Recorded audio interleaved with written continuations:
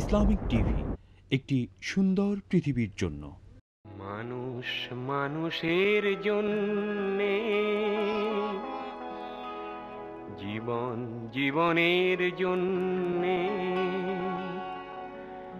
একটু সহানুভূতি কি মানুষ পেতে পারে না? ও বন্ধু, মানুষ মানুষের জন্যে, জীবন জীবনের জন্যে, একটু সহানুভূতি কি মানুষ পেতে পারে না? ও বন্ধু, মানুষ মানুষের। বিসমিল্লাহির রহমানির রহিম। সুপ্রিয় দর্শক, মানবাধিকার অগ্রাধিকার অনুষ্ঠানে আপনাদেরকে সুস্বাগত জানাচ্ছি। আমি অ্যাডভোকেট মোহাম্মদ সাইদুল হক সাইদ। দেশে বিদেশে যারা মানবাধিকার অগ্রাধিকার অনুষ্ঠান দেখছেন, যারা মানবাধিকারের প্রতি অকুণ্ঠ সমর্থন জানাচ্ছেন, আইনের শাসন বাস্তবায়নের জন্য কাজ করে যাচ্ছেন, সর্বোপরি মানব কল্যাণে কাজ করে চলছে নির্লসভাবে এবং নির্যাতিত নিপীড়িত মানুষকে বাঁচানোর জন্য কাজ করে যাচ্ছেন, এবং যারা প্রতিহিংসা করেন, যারা দেশের দুশ্মন, যারা মানুষের দুশ্মন, যারা বড় মানুষের শত্রু, সর্বোপরি মানবতার দুশ্মন, তাদেরকে যারা রুখে দেওয়ার জন্য অঙ্গীকারবদ্ধ, তাদেরকে অভিনন্দন জানিয়ে শুরু করছি আজকে মানবাধিকার অগ্রাধিকার অনুষ্ঠান। প্রিয় দর্শক, তৃণমূল পর্যায়ে মানবাধিকার সংরক্ষণ এবং বাস্তবায়নে কে কিভাবে কাজ করে চলছেন তার উপর অতিথিদের বক্তব্য নিয়েছেন আমাদের প্রতিবেদক কাজী মিজানুর রহমান মিস্টার। আসুন আমরা অতিথিদের বক্তব্য এবং প্রতিবেদন দেখি।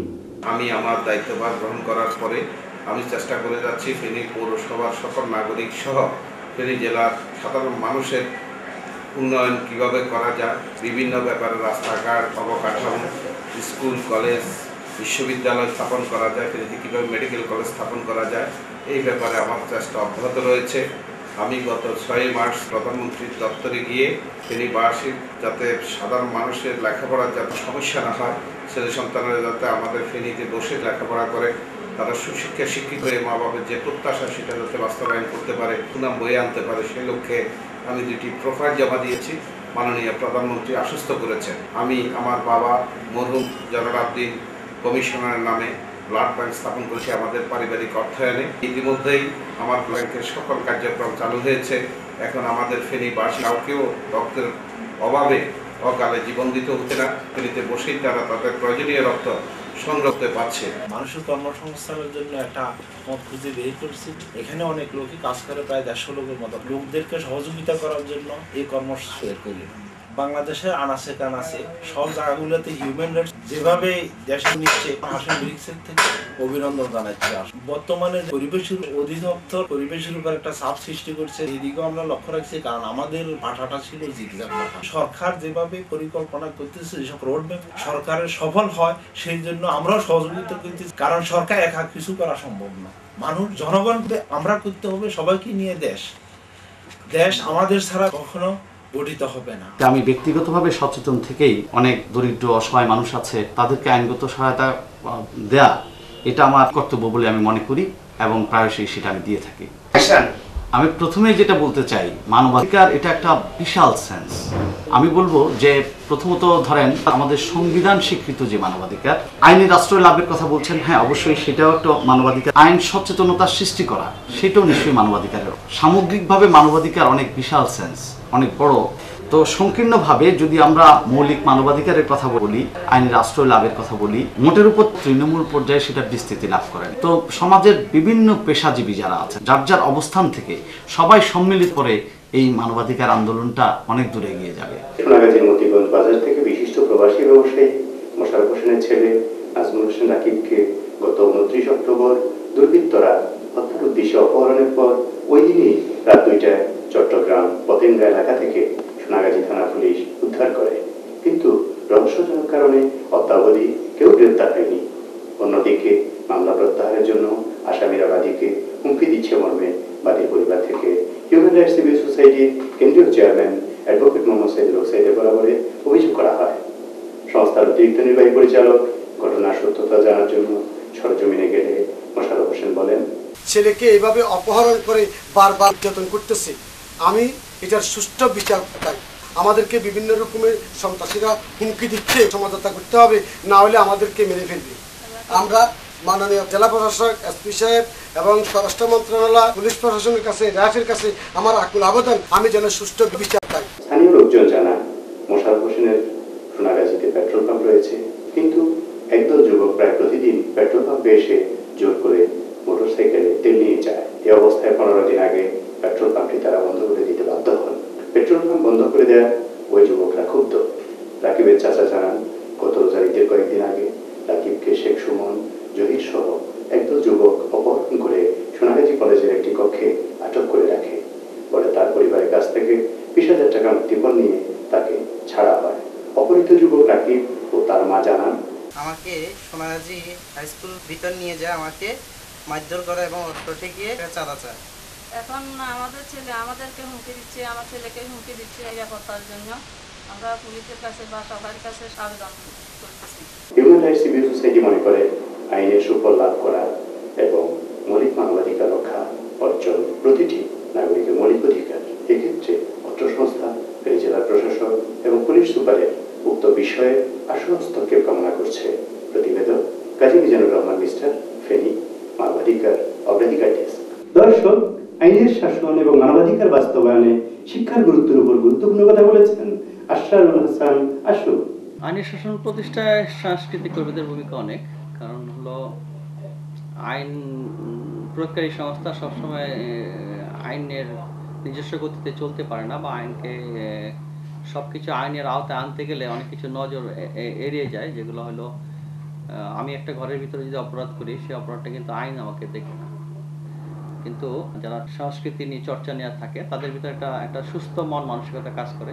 এই সুস্থ মন মানসিকতা অনেক অপকর্ম থেকে নিজেকে দূরে রাখার একটা সহায়ক শক্তি হয়।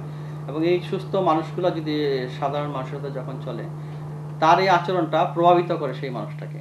একটা খারাপ লোককে আমরা একটা বদ্ধ করে বসে আছি, ইচ্ছা করলে 5টা খারাপ লোক হলে একটা নেশার আয়োজন হইতে পারে, একটা অপসংস্কৃতি না কথা হইতে পারে, একটা ধরেন কারো বিরুদ্ধে একটা কূটকৌশলের আয়োজন হতে পারে। কিন্তু একটা সাংস্কৃতিক কর্মীরা যদি এখানে অবস্থান করে, এখানে 2টা বাজে ছেলে থাকলেও সে কিন্তু এটার প্রশ্রয় পাবে না এবং সে ভালো হওয়ার লক্ষ্য চেষ্টা করবে, সাংস্কৃতিক কর্মীর প্রভাবে প্রভাবিত হবে। তো অতএব এটা আইনের শাসন প্রতিষ্ঠার সহায়ক শক্তি। দর্শক, আইনের শাসন, মানবাধিকার এবং মানবাধিকার সংরক্ষণ এবং বাস্তবায়নের উপর গুরুত্বপূর্ণ কথা বলেছেন আমাদের আজকের পর্বের কয়েকজন অতিথি। তাদের বক্তব্য নিয়েছেন আমাদের প্রতিবেদক ইয়াম আকাশ। গত 8ই নভেম্বর দুপুর আনুমানিক 2টায় চাঁদপুর জেলার সারাসি থানার নরিমপুর গ্রামে মোবারকের উপর পরিকল্পিত হামলা হয়। এতে তার উপর মানবাধিকার লঙ্ঘিত হয়। উনি বর্তমানে সারাস্তি স্বাস্থ্য কমপ্লেক্সে চিকিৎসাধীন অবস্থায়। আমরা এখন ওনার সাথে হাসপাতালে বসে কথা বলবো। তারা হলো বিবাদী মোখলেসুর রহমান, খলিল, নবী, ইসমাইল। মোখলেসুর রহমান বাড়িতে আসার পথেই মাঝামাঝি দৃশ্যে যখন আসার পরে বুঝজনি ইসমাইল বললো কি বুঝজনি ধর মাঝখান থেকে, বুঝলেন দোনো ফাঁক থেকে আইসাই তারা মানে মাঝখানে রেখাই এই লাঠিটিয়া মানে আমারে মারধর করছে। পুরোপুরি পরিকল্পিত ছিল। তাদের অস্ত্র ছিল লাঠি, কালো লাইটগুলা, মাইট খাইছে এবং প্লাস সাক্ষী একজন, বুঝলেন উনি ধরতে আসছে, ওনারাও মার দিচ্ছে। যখন আপনাকে আক্রমণ করে তখন আপনার পাশে কে ছিলেন? আপনার সাথে কেউ ছিল না? কেউ ছিল না, মানে একাই ছিলাম। আমরা এখন কথা বলবো কর্তব্যরত ডাক্তারের সাথে। মোবারক হোসেন সাহেব গত 8ই নভেম্বর সারাস্তি উপজেলা স্বাস্থ্য কমপ্লেক্সে জরুরি বিভাগে মাথা এবং কপালে জখম নিয়ে আসে। আমি তাকে চিকিৎসা করি। প্রাথমিক চিকিৎসা দেওয়ার পরে তাকে হাসপাতালে ভর্তি করছি। মোবারক উপর হামলার ব্যাপারে কথা বলেন প্রত্যক্ষদর্শী মাইনুদ্দিন। তারা পরিকল্পিতভাবে মোবারকের উপর অতর্কিত হামলা করে। তার ছেলে এবং মোবারক, ইসমাইল, এরা তাকে নুরনবীর রড দিয়ে আঘাত করে আর ইসমাইল কাঠের আদল দিয়ে আঘাত করে। নুরনবীর মা কি করে, মোবারকের পরনের লুঙ্গিটাকে টেনে খুলে দেয় তাকে দুর্বল করার জন্য। এই মুখলেস এবং মুখলেসের ছেলেরা মানে তাদের অর্থ এবং বাহু শক্তির কারণে তারা এই কাজগুলো করে যাচ্ছে। এ ব্যাপারে কথা বলেন তার স্ত্রী। তারা সব সময় আমাকে উঠে জুলুমি করে, আমার ছেলে করে মারে, আমার স্বামীরে মারে। সব সময় তারা মারে মুখলেসের রহমানরা, মুখলেসের ছেলে মেয়ে পরিবার সপরিবার। আমার বাবা লাগে, রাকিবকে লাথি দিছে, লাথি দেওয়ার পর তারা বাগান থেকে অ্যাটাক করে কেউ আদল, কেউ স্ক্রুড্রাইভার, কেউ রড, কেউ অনেক পরিবার অনেক কিছু নিয়ে আব্বাকে আক্রমণ করে। নূরনবী, ইসমাইল, খলিল, হের মা, হের বাপ, হেরা 7 জন, তারা সবাই চতুর্দিকে তুন ফিরতেছে, তার বাপেরও ফিরে তারাও ফিরে। আমরা মুখলেসুর রহমানের ঘরে গেলাম এবং যে উনি যে হিউম্যান রাইটসের সাংবাদিকে আসছে শুনতে পেরে উনি দরজা খুলে উনি এখান থেকে গন্তব্য চেঞ্জ করেন। মোহাম্মদ নুরুল আমিন বাকের সাহেব জন্ম নোয়াখালী জেলার সোনাইমুড়ি উপজেলার ৬ নং নাটেশ্বর ইউনিয়নে। তিনি গ্রিন ডেল্টা হাউজিংয়ের চেয়ারম্যান। তিনি সবসময় মানবাধিকার নিয়ে কাজ করেন। সমাজের সকল শ্রেণী মানুষের সুখে দুঃখে তিনি পাশে থাকেন। ওনার সহযোগিতা পেয়ে সমাজের সকল শ্রেণীর মানুষদের সাথে ওনার ভালো সম্পর্ক গড়ে উঠেছে। তিনি এরই মধ্যে বয়স্ক মহিলাদের জন্য ৬ নং নাটেশ্বর ইউনিয়নে একটি মাদ্রাসা স্থাপন করেছেন, যার কাজ প্রায় শেষ। এখানে মহিলারা ইসলামিক কারিকুলামের মাধ্যমে শিক্ষা গ্রহণ করতে পারবেন, যার মাধ্যমে শিক্ষাক্ষেত্রে মানবাধিকার সুন্দরভাবে ফুটে উঠবে, তিনি তা আশা করেন। এছাড়াও গ্রামের মানুষদের নামাজ আদায়ের সুবিধার জন্য তিনি বটতলী বাজার একটি মসজিদ স্থাপন করেন। এছাড়াও তিনি বিভিন্ন স্কুল কলেজ মাদ্রাসায় মানবাধিকার প্রতিষ্ঠার লক্ষ্যে নগদ অর্থ ও সহযোগিতা করে থাকেন। তিনি সবসময় দারিদ্র মানুষদের সেবা করে যাবেন। এছাড়াও তিনি অর্ধ কোটি টাকা ব্যয় করেছেন বজরা বহুমুখী উচ্চ বিদ্যালয়ের উন্নয়নমূলক কার্যক্রমের জন্য। এর মাধ্যমে বিদ্যালয়ের ছাত্রছাত্রীদের পড়াশোনার মান উন্নয়ন এবং শিক্ষাক্ষেত্রে যে মানবাধিকার তা অক্ষুণ্ণ থাকবে।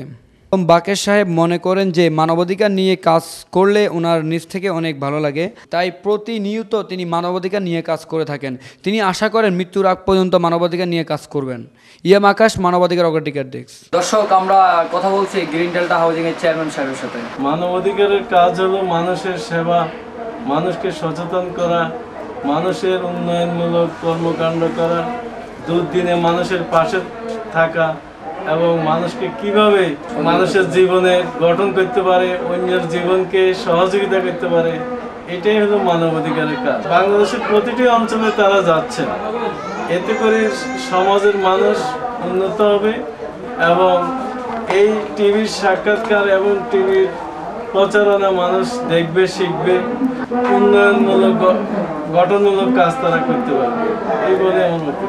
এখানে বয়স্ক মহিলা ইসলামী ট্রেনিং সেন্টার, এই সেন্টারে মহিলাদেরকে আমরা ইসলামিক বিষয়, বিভিন্ন বিষয় ইসলামের ট্রেনিং দিব তাদেরকে, তারা যেন তাদের পরিবার পরিজন নিয়ে ইসলামিক নিয়ম নীতিতে চলতে পারে, সেই ধরনের ট্রেনিংগুলো এখানে হবে। ইসলামের বিভিন্ন বিষয় তাদেরকে শিক্ষা দেওয়া হবে, এটাই এই জন্যই এটা নিয়ে যা ওনারা হয়তো আগে পায় নাই। হ্যাঁ, দেখা গেছে সমাজে একটা মেয়ে অপ্রাপ্ত বয়সে তারা ইসলামী কোরআন শরীফ শিখে বা ইসলাম সম্বন্ধে তাদের জ্ঞান থাকে না, বিয়ে শাদীর পর এগুলো ভুলে যায়, তাদের জন্যই এই ইসলামী ট্রেনিং সেন্টার বয়স্ক মহিলাদের। পরিবার পরিজন কিভাবে একটা পরিবারকে চালাবে, কিভাবে ছেলে সন্তানদেরকে ইসলামিক নিয়ম কানুনে রাখবে, এই জন্যই আমার এই চিন্তাধারা। আমরা আশা করি কবে উদ্বোধন হবে? এটা জানুয়ারির দিকে এটা উদ্বোধন করতে। এই উদ্যোগটা আপনি কত সালে নিয়েছিলেন ইসলামিক সম্বন্ধে? যেহেতু এটা আমার দীর্ঘ গবেষণা, আমি তো ইসলামিক বিষয়ে একটা সহজ আমল নাকি বেশি একটা বই লিখছি বিভিন্ন সময়। আমি দেখছি সমাজে দেখা যায় ইসলাম সম্বন্ধে অনেকেই অনেক কিছু জানে না। শিশুকালে দেখা যায় মাদ্রাসা যায়, যখন বিয়ে শাদী হয়ে যায় তখন ইসলামের কিছু জানা থাকে না।